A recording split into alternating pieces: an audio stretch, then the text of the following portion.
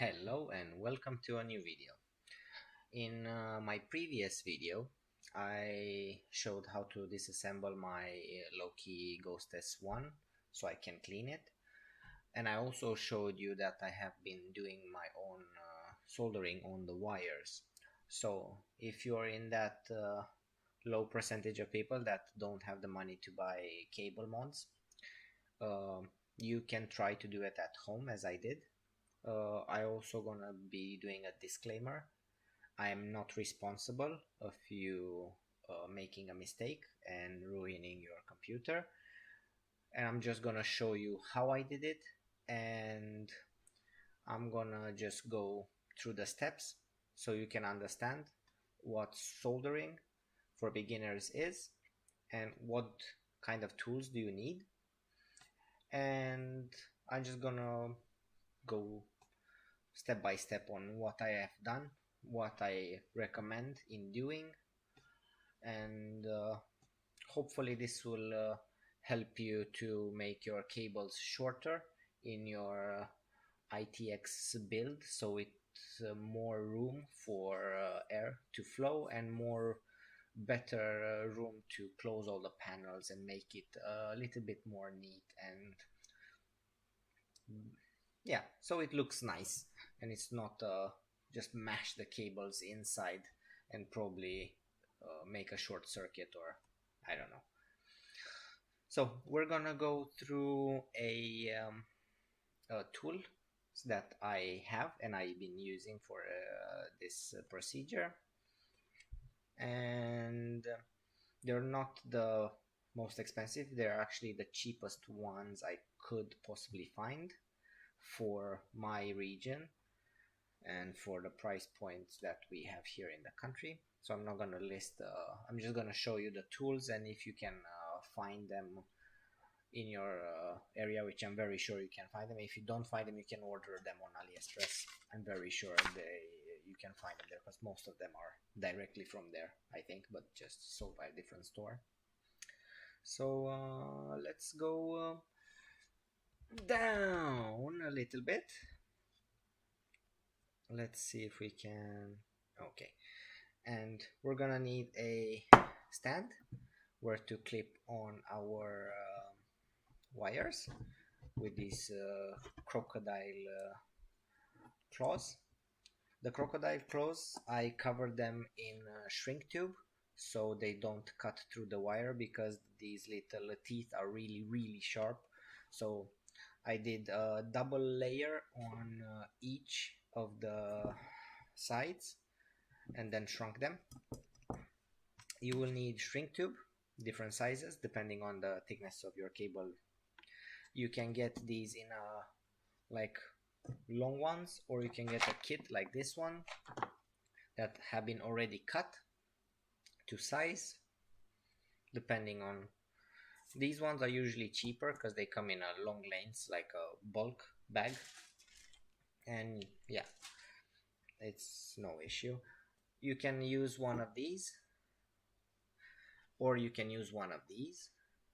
This one, it's way cheaper than this one, but this one you need to have a little bit more practice, so you don't always cut through the wire, and this one is just, yeah, anybody can use it technically. Okay, and you will need a lighter to make the shrink tube shrink, and you will need a soldering gun. This is the cheapest I could find, the same, and this is some soldering wire, the same, the cheapest I could find. We have here some wires. I'm gonna cut with this one, and I'm gonna cut with this one. The soldering will be the same, it doesn't matter, it's just the technique on the wires, so you can actually see which one do you prefer and which one do you feel very comfortable. I'm also using some tape, because these stands from China are not the best, so I'm putting a little bit of tape on the table so this one won't move so much. I have a piece of paper, so all the stuff falls here, And let's start. Okay, so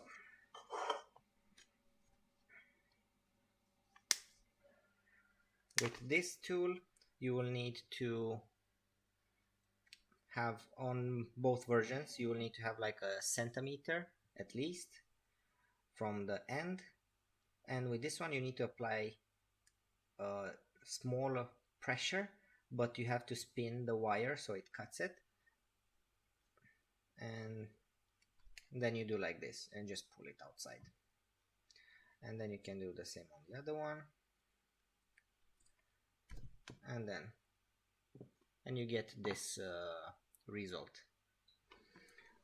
With this you just need to, let's see if I can do this, you just need to put the wire inside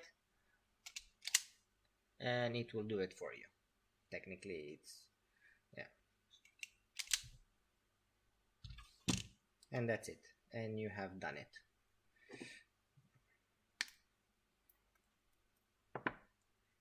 So you get the same result, but with this one you have to be more careful so you don't cut through the wire. With this one you don't need to be careful, you just put it there and clip it, and that's it. Now we will need to cut some of this shrink tube. I hope this is thick enough. Usually recommend leaving like half a centimeter from here to here to cover the heat shrink on both sides of the wire. So you can put the wire like this and then measure it. I think this is okay. Then you need to put it on one of the wires, and then you need to clip in the wire here, and then you need to clip in the wire here. And now I also have one of these measuring tools. You can set it to the beep section, so every time you have like a continuous connection it will beep. See, right now it's two different wires so it doesn't beep, but if I connect them, so you can check your connection to see if you did so we can do like this. See if I can actually, where is it? Okay,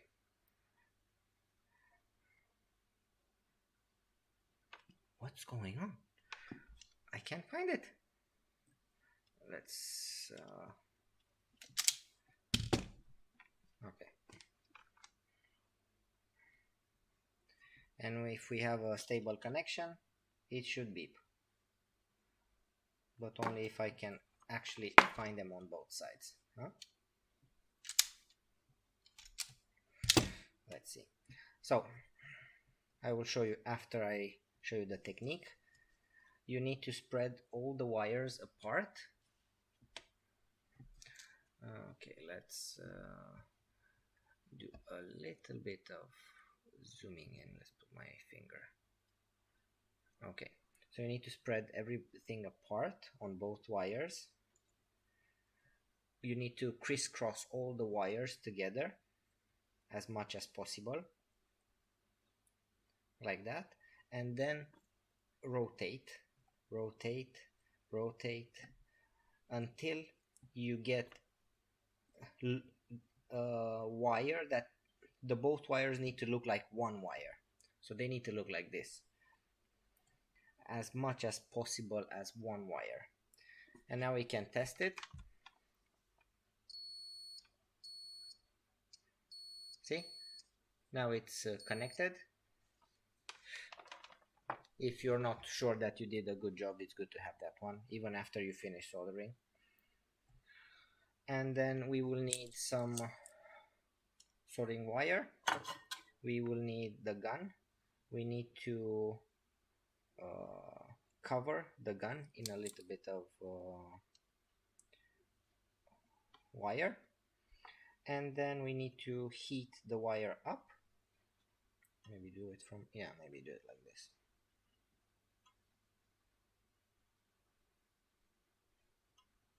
It's good to do it from underneath because you need the fluid to pass through the wires. It needs to like melt in between everything.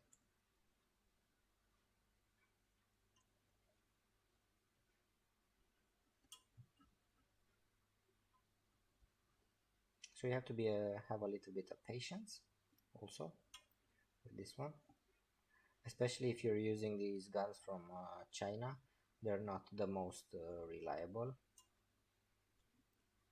So now I'm filling in all the gaps in the wire.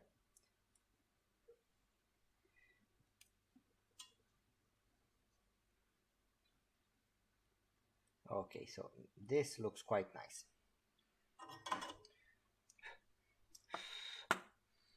Okay, so I am going to come closer maybe so you guys understand what I've been doing. So as you can see, I filled up all the inside of the wire and outside of the wire with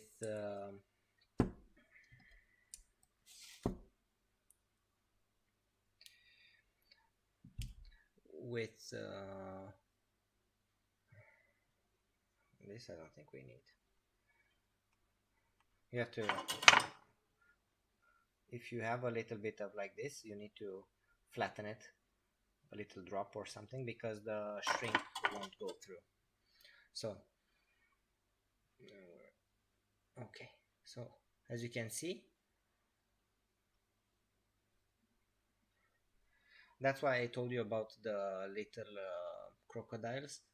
If you see on this side, even if with double layer, it will be really strong. And now we will zoom in here.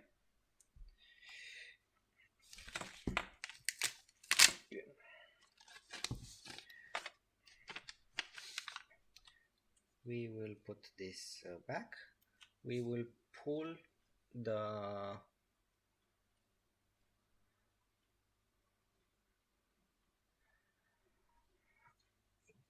shrink tube over the wire. As I said, I think I chose a little bit too thin. You can choose a little, yeah, I think you can choose a little bit bigger. This was a little bit too tight. Okay, then after you manage to squeeze it through, touch it to see where the middle is, so you get it exactly in the middle. Warm it up.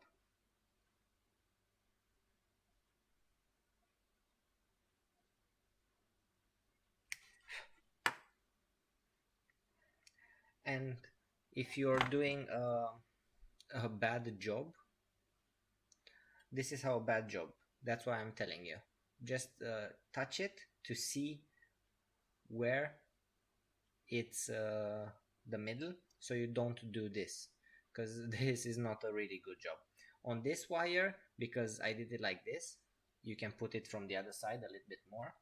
But if you are deciding to do like a computer cable, like this one for example,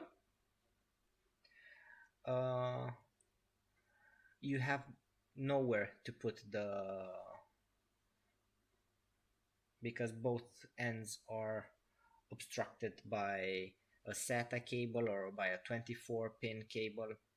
So either you just put two of them, and in case you make a mistake, you can pull the other one over and do it again, or you just find out the exact middle like this one, and you will see that you have enough on both sides.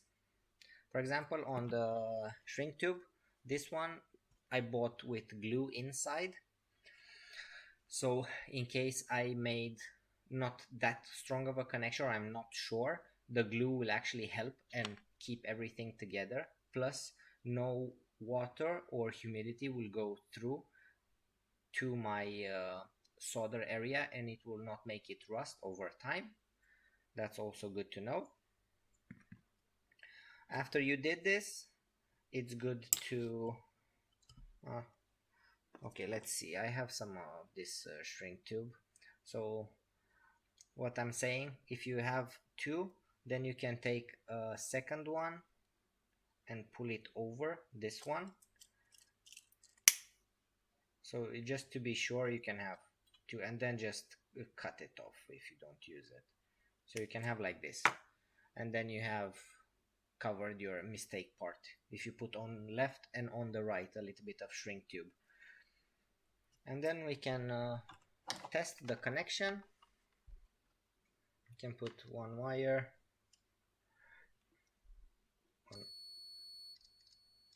it beeps, it's done correctly. You can do the same inside of these. I just need to find the correct pins, maybe. Let's see. See? And then you know you connected the right, because sometimes when you do like this, so on these kind of situations, you need to don't cut all the cables at the same time, because you might confuse number 2 with number 3 and number 3 with number 4. So cut one by one, glue them together. Cut the next one, glue it together. Cut the next one, solder it together. Cut the next one, solder it together. Because if you cut all of these like this, you don't know, sometimes you make a mistake and you put 2 with 3 or 1 with 2 instead, and that's why this is good. Because then if you made a mistake after you finished, you can double check with a tool, and then you know you made the right connections if you're not sure. So this is very good also. What is it more to do? Yeah, just pay attention to what you're doing, because if you don't pay attention to what you're doing, you might destroy your power supply, you might destroy your motherboard.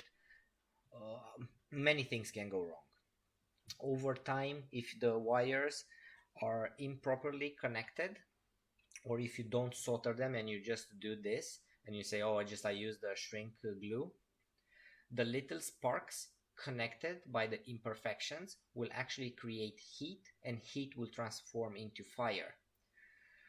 Or in random PC restarts, or when you touch the case, like sometimes, you know, when you touch some of the metal surfaces like this, that means the device has an imperfect connection, and you can see, you can feel the electric current going through that device. You know, when you touch it, you can feel the little tingling. It's many things that can go wrong, so it's very, very important to do it correctly. Take your time. For me to do a 24 pin cable, one SATA cable, one what did I do, and the 8 pin connector, so all these 3 cables I did, yeah, I did 3 cables. It took me like 3 hours and a half.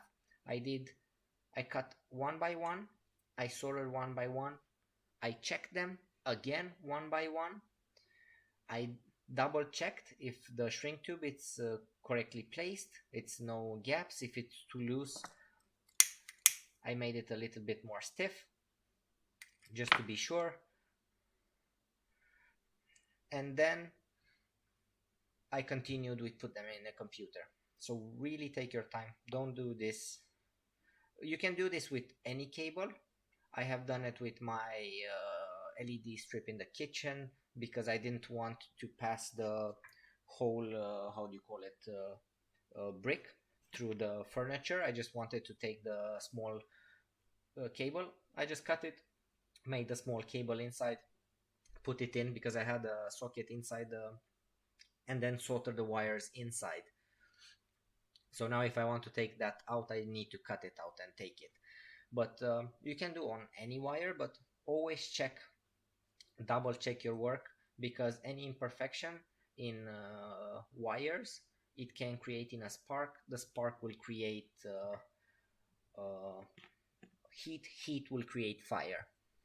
So, and I think 80% of the home fires are because of this, because of not paying attention. Is not because doing a bad job, because you can do wiring at home, but always uh, be uh, aware of what you're doing and double check your work. Even if you think it's okay, double check it just to be sure. So hope you guys learned interesting lesson today. Hope you guys are gonna achieve the most perfect soldering weld. If the fluid doesn't cover the whole wire, it's not perfect. It needs to cover the whole wire. You cannot have loosen wires. Even one of these going like this can create a spark between that small wire and the new soldering element that you did. So if you look around, you must not see any strains out, not even one. So this concludes my small tutorial and be careful, don't fuck up section. If you want to subscribe, click the button, like the video, and I will come up with more things for you to watch. Have a great day. See you next time.